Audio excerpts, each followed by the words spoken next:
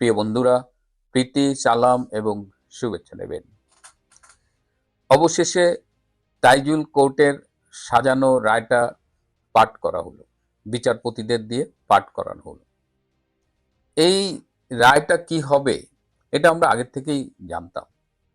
তারপরে আজকে সকালে একজন আমাকে ফেসবুকে বললেন যে ভাই, প্রথমে এই শেখ হাসিনাকে যাবজ্জীবন দেওয়া হবে এবং এই যাবজ্জীবন কারাদণ্ডের প্রতিবাদে জামাত, শিবির এরা শাহবাগে একটা আন্দোলন গড়ে তুলবে এবং তখন পরবর্তীতে এটা কনভার্ট করা হবে মৃত্যুদণ্ডে।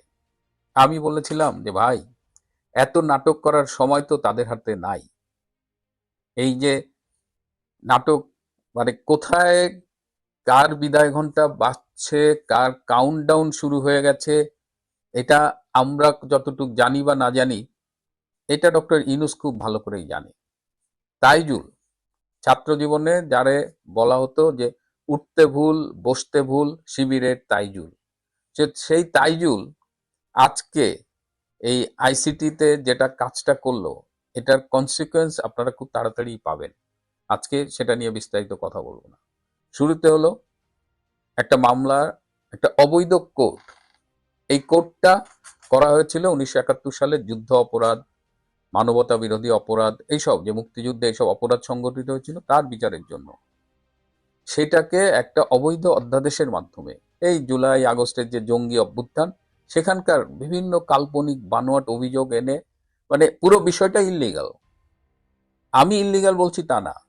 এই কোর্টে একজন ব্রিটিশ আইনজীবী টবি ক্যাটম্যান, তিনি অ্যাডভাইজার হিসেবে আছেন।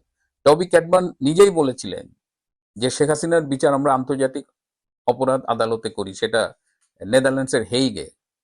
কিন্তু তাইজুল বাহিনী রাজি হয়নি, কারণ হেগে গেলে তো আর এইভাবে মনের মতো ইচ্ছা মতো বিচার ম্যানিপুলেট করা যাবে না।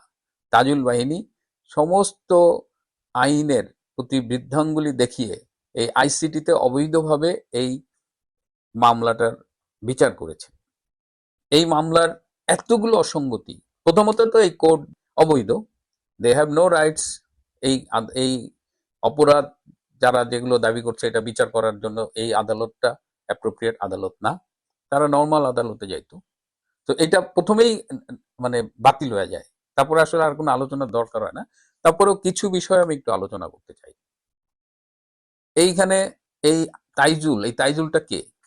এইখানে যখন 71-এর মানবতা বিরোধী অপরাধ, যুদ্ধ অপরাধী এদের বিচার হচ্ছিল, তখন তাইজুল ছিল ওই অপরাধীদের আইনজীবী। সে এখন পলিটিক্যাল হয়ে গেছে চিফ প্রসিকিউটর, সরকার পক্ষের আইনজীবী। এটা কেমনে হয়? এখানে স্পষ্ট কনফ্লিক্ট অফ ইন্টারেস্ট, এটা সম্ভব না। জাতিসংঘকে আয়না আপনি একটা তদন্ত করাইলেন, তদন্তের রিপোর্ট দিলেন, জাতিসংঘ বলতেছে 1400 মারা গেছে, আপনি বলতেছেন 800 মারা গেছে। সেই সময় পেপার টেপার ঘাটে দেখা যায় 150-200। এই 150-200 আবার কারা মারছে? কিছু মারা গেছে পুলিশের গুলিতে বা আইন শৃঙ্খলা রক্ষাকারী বাহিনীর হাতে। কেন আইন শৃঙ্খলা বাহিনী রক্ষাকারী বাহিনী গুলি করেছিল? বিকজ জাতীয় স্থাপনা, কেপিআই, জাতীয় গুরুত্বপূর্ণ স্থাপনাগুলো ধ্বংস করছিল, তখন পুলিশ বাধ্য হয়ে গুলি করেছে। এবং পুলিশ যে গুলি করেছে এই সবগুলো কিন্তু ডকুমেন্টেড এবং আইন মেনে করা হয়েছে। পুলিশ যে আইন মেনে গুলি করেছে এটা আমি বলছি না, এটা কে বলছে? এটা জাতিসংঘের যে তদন্ত, এই হিউম্যান রাইটস কমিশনের যে তদন্ত রিপোর্ট, সেখানে কিন্তু এই যে অনুচ্ছেদ 98, 99, 111, 300, 314-তে এই ধরনের পুলিশি অ্যাকশনকে বৈধতার কথা বলা হয়েছে। তাহলে এবার বলেন যে এইখানে যতগুলো ডেড বডি পড়েছে সব কি পুলিশের গুলিতে? তাহলে ব্রিগেডিয়ার সাখাওয়াত, তখন তিনি স্বরাষ্ট্র উপদেষ্টা ছিলেন, তিনি যে সিএমএইচে আহত আনসারদের দেখতে গিয়ে বললেন যে 7.62 বোরের যে গুলিটা, সেই গুলি নাকি পুলিশের কাছে, সেই অস্ত্র পুলিশের কাছে থাকে না। তাহলে এই স্পেশাল রাইফেল, এই স্নাইপার রাইফেল কারা ব্যবহার করেছিল? শুভ আফ্রিদি নামে একজন আর্মি থেকে বরখাস্তকৃত, তিনি ফেসবুকে স্ট্যাটাস দিয়ে বলেছেন যে তিনি এই আন্দোলনে স্নাইপার রাইফেল নিয়ে ছিলেন, তিনিও গুলি করেছেন। এই যে মুগ্ধ মারা গেছে, মুগ্ধর বাবা বলেছে যে মুগ্ধ পুলিশের গুলিতে মারা যায়নি। এই যে রংপুরের আবু সাইদ মারা গেছে, আবু সাইদের বুকে রাবার বুলেট লেগেছে, তার পোস্টমর্টেম 5 বার চেঞ্জ করা হয়েছে, সেখানে দেখা যাচ্ছে যে মাথার পেছনে ক্ষত। এই মাথার পেছনে ক্ষতটা কোত্থেকে আসছে? কেন আবু সাইদকে ঘটনাস্থল থেকে আহত হওয়ার পরে কোথাও নিয়ে যে তাকে 4.5-5 ঘন্টা পরে রংপুর মেডিকেল আনা হলো? কেন সেইখানে ক্যামেরা ফিট করা ছিল এবং ক্যামেরাগুলোর অবস্থান দেখবেন যে বিভিন্ন ইনসিডেন্টে ক্যামেরাগুলো অনেক সময় দেখা যাচ্ছে যে আহ, বন্দুক দেখাচ্ছে, ক্যামেরা ফিট করে আছে বন্দুকের দিকে, কিন্তু ওই গুলিটা কোথায় গেছে এইটা আর ক্যামেরা দেখাচ্ছে না। ওই গুলিটা কি মানুষের গায়ে লেগেছে নাকি কনক্রিটে লেগেছে না মানুষের পায়ে লেগেছে? সো পুরোটা যে মেটিকুলাসলি ডিজাইন একটা প্ল্যান ছিল, কনস্পিরেসি ছিল, যেটা ডক্টর ইউনূস বলেছে, সেটা কিন্তু খুব স্পষ্টভাবে এই পুরো বিষয়টাকে আমরা দেখতে পাই।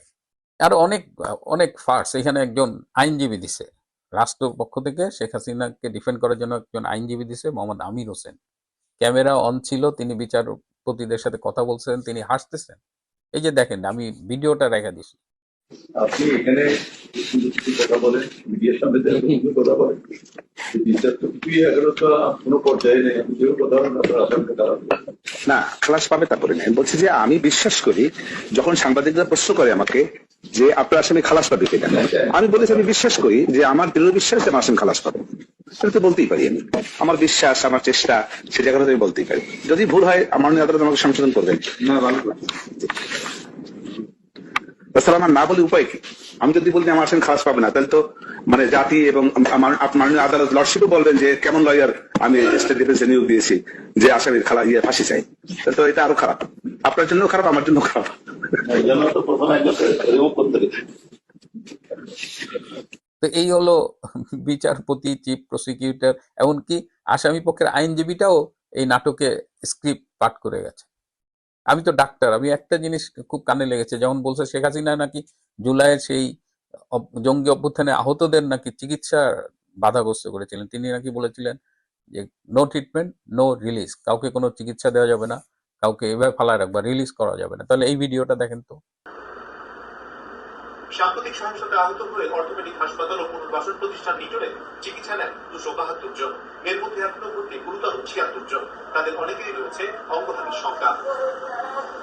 তাদের দেখতে অর্থোপেডিক হাসপাতালে যান প্রধানমন্ত্রী। আহতদের খোঁজ নেওয়ার পাশাপাশি কথা বলেন চিকিৎসা নার্সদের সঙ্গে। জানান চিকিৎসা ব্যয় ছাড়াও প্রয়োজনে কৃত্রিম অঙ্গ প্রতিস্থাপনের ব্যবস্থা করবে সরকার।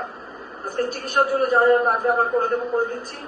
আর যারা পা হারিয়েছে বা হাত হারিয়েছে আমরা কৃত্রিম পায়ের ব্যবস্থা করে দেবো, যাতে তারা আবার সুস্থ মানুষের মতো চলতে পারে, নিজের কাজ করতে পারে। মানুষ মেরে ঝুলিয়ে রাখা, পুলিশ মেরে ঝুলিয়ে রাখা, গাজীপুরে আমাদের পুলিশ মেরে ঝুলিয়ে রাখা, এটা কি ধরনের রাজনীতি আমরা জানি না। তাহলে কি দেখলাম, মানে মিথ্যাচার যে কতভাবে হয়েছে এটা আসলে, এটা আপনারাও জানেন, আমরাও জানি। এটা নিয়ে অনেক বেশি কথা বলার কিছু নাই।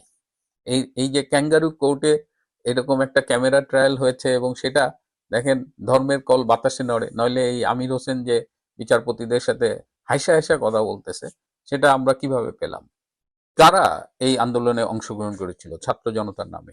এখানে রোহিঙ্গারা এসেছিল, এখানে দেশি বিদেশি জঙ্গিরা অংশগ্রহণ করেছিল, পাকিস্তানি জঙ্গি গোষ্ঠীর পক্ষ থেকে তারা দাবি করেছে যে বাংলাদেশের এই জঙ্গি অভ্যুত্থানে তারা অংশগ্রহণ করেছিল। এই যে মোহাম্মদপুরের বিহারীপট্টির থেকে বিহারীরা এসেছিল। তো এটা তো ছাত্র জনতার আন্দোলন ছিল না? 5টা অভিযোগে শেখ হাসিনার বিরুদ্ধে বিচার করে এই রায় দেওয়া হলো। সাথে আমাদের স্বরাষ্ট্রমন্ত্রী আসাদুজ্জামান কামালকেও মৃত্যুদণ্ড দেওয়া হয়েছে। এবং কদিন আগেই চিফ প্রসিকিউটর তাজুল বলছে যে আমার উপরে প্রেশার করে লাভ নেই, আমি চেষ্টা করছি যত দ্রুত এই বিচার করা যায়।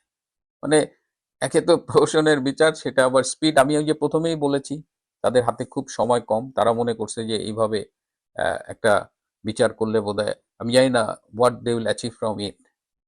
আপনি যদি চিন্তা করেন 5ই আগস্টে কিন্তু তাদের মূল প্ল্যান ছিল শেখ হাসিনাকে হত্যা করা, এবং সেই প্ল্যানটা ছিল জামাতের, এবং এই সেনাপ্রধান জেনারেল ওয়াকার খান তাতে এগ্রি করেছিলেন। এই সেটা যদি চিন্তা করি আমরা, তাহলে তো শেখ হাসিনা বেঁচে আছেন, দেশের বাইরে নিরাপদে আছেন। বঙ্গবন্ধু শেখ মুজিবুর রহমান যখন 71 সালে পাকিস্তানের কারাগারে বন্দী, তখন 8টি মামলায় তার ফাঁসির আদেশ হয়েছিল। রাজনীতিতে সেই পুরনো হিসাবটা কিন্তু আবার ফিরে এসেছে। সুতরাং তারা শেখ হাসিনাকে ধরতে পারেনি, এখন যত রাগ ছাড়ছে। কিন্তু এটা করে কি তাদের শেষ রক্ষা হবে? ডক্টর ইউনূসের কি কাউন্টডাউন শুরু হয়ে গেছে? এই যে ডক্টর খলিল ভারতে যাবেন, সম্ভবত আগামীকাল যাবেন, he will feel the heat, তিনি টের পাবেন। আর সবশেষে একটা কথা, বেশ কিছু ফোন পেয়েছি, অনেকেরই মন খারাপ। যারা খুব মন খারাপ করছেন তাদের প্রতি আমার একটা পরামর্শ যে মন খারাপ হলে মন খারাপ করতে হয়। যে কোনো ঘটনার যদি কোনো প্রতিক্রিয়া থাকে, যদি স্বাভাবিকভাবে কোনো প্রতিক্রিয়া হয়, অ্যালাউ দ্যাট। কিন্তু ভেঙে পড়া যাবে না। আমরা 15 মাস অতিক্রম করে এসেছি এবং এই 15 মাসে 5ই আগস্ট আমাদের অবস্থান কোথায় ছিল, আজকে আমাদের অবস্থান কোথায়, আজকে শেখ হাসিনা কোথায়? জাস্ট হিসাবটা দেখেন। জাস্ট সময়ই শেখ হাসিনাকে রাজস্বিকভাবে ফিরিয়ে আনবে। সো আমরা তো ক্রমশ শত্রুর মুখে ছাই দিয়ে এগিয়ে যাচ্ছি। তারা আজকে 32 ভাঙার চেষ্টা করেছে, ব্যর্থ হয়েছে। 32 তো আসলে কিছু নাই, বেসিক্যালি গুড়িয়েই তো দিয়েছে, তাও তারা ব্যর্থ হয়েছে।